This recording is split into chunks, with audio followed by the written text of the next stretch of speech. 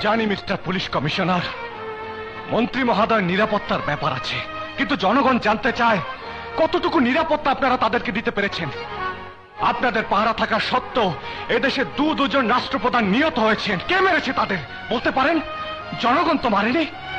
জনগণ তো বরাবরই এসব নেতাদেরকে আপন মনে করে বুকে টেনে নিয়েছেন। নির্বাচনের আগে তারা জনগণের দুয়ারে দুয়ারে গেছে ভোটের জন্য, তখন তো আপনাদের পাহারার প্রয়োজন পড়েনি। আজ এই কনফারেন্স রুমের বাইরে আপনি তো আপনার পুলিশ বাহিনী মোতায়েন রেখেছেন মন্ত্রী মহোদয় নিরাপত্তার জন্য। তাদের বাধা অতিক্রম করে আমি তো এখানে চলতে চাও তুমি? না মানিনি মন্ত্রী মহোদয়, আমি কোনো খারাপ উদ্দেশ্য নিয়ে এখানে আসিনি। আমি শুধু বলতে এসেছি, আমার বাবা একজন শিক্ষক, তাকে বিনা দোষে পুলিশ বাড়ি থেকে ধরে নিয়ে গেছে। তাতে আমার কি করার আছে? থানায় যাও। গিয়েছিলাম স্যার, শুনেছিলাম পুলিশ নাকি জনগণের বন্ধু, কিন্তু থানার পুলিশ যেরকম আচরণ করলো তাতে মনে হয় ওরা শুধু সন্ত্রাসী আর এমপিদেরই বন্ধু। চুপ করো বেয়াদব! মিস্টার এমপি, আপনার কাছ থেকে আদব কায়দা শেখার আমার কোনো প্রয়োজন নেই। মহান সংসদে দাঁড়িয়ে এদেশের নেতাদের নিয়ে আপনি যে ভাষায় কথা বলেন তাতে এদেশে সবাই জেনে গেছে আপনি কত বড় বেয়াদব। জানো তোমাকে আমি কি করতে পারি? আরে শুধু আমি কেন, এদেশের জনগণ জানে আপনি কি করতে পারেন। জনগণ জানে আপনার খুনের ইতিহাস, কয়টা খুন করে দল পাল্টে আজ আপনি এমপি হয়েছেন। তোমার এত বড় সাহস! কি করবেন আপনি? কি করবেন? আরে আপনি তো ম্যান হলে ঢাকটা চুরি করতেন। কত অসহায় মানুষ সেই ম্যান হলের মধ্যে পড়ে প্রাণ হারিয়েছে, তার খবর আপনি রাখেন? চুরি করা লোহা লক্কর বেচা টাকায় কোটিপতি ও নেতা সেজেছেন। নেতা! রবি, তুমি কিন্তু বেশি বাড়াবাড়ি করছো। তোমার বাবা একজন সন্ত্রাসী। খবরদার!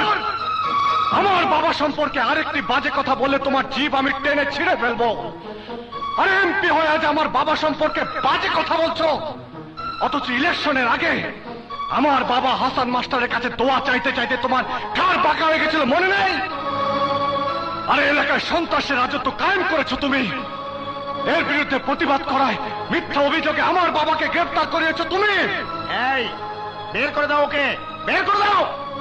ওই নেতা, ওই মন্ত্রীর চামচামি করে তখন প্রায় দেশের বাইরে বাইরে থাকিস, অথচ কিছুদিন আগেও বাস ভাড়া দেবার পয়সা ছিল না তোর কাছে। আজ বিমানে করে বিদেশ ভ্রমণের পয়সা কোত্থেকে আসে? হ্যাঁ, কোত্থেকে? জনগণের পয়সায় বিদেশ ভ্রমণের স্বাদ তুমি সেদিনই টের পাবে, যেদিন জনগণ তোমাকে মারতে মারতে দেশের বাইরে বের করে দেবে। কি পাগলামি হচ্ছে এসব? পাগলামি আমি করছি না মন্ত্রী মহোদয়, আমি তো এখানে ছুটে এসেছিলাম আমার নিরীহ শিক্ষক বাবার জন্য। বাবার বিপদে যে কোনো সন্তানের ছুটে আসা তো কোনো পাগলামি নয়। পাগলামি করছেন ওনারা। পাগলামি চলছে রেডিওতে, পাগলামি চলছে টেলিভিশনে, পাগলামি চলছে মহান সংসদে। এইসব কনফারেন্স ওনাদের একটা পাগলামি। জনগণ চুপচাপ বসে বসে ওনাদের পাগলামি দেখছে।